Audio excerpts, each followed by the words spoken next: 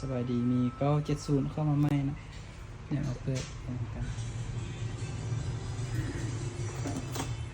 สภาพประมาณ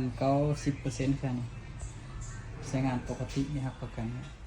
สภาพธรรมดา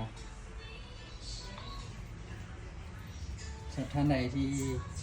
มักเครื่องนี้เนาะก็สอบถามได้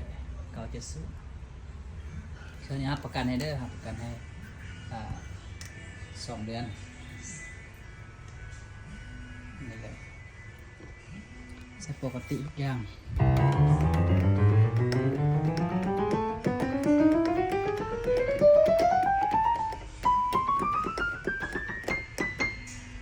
ท่านใดสนใจติดต่อ95522326ทางโทรหรือว่าแอปเนาะเบอร์นี้เลย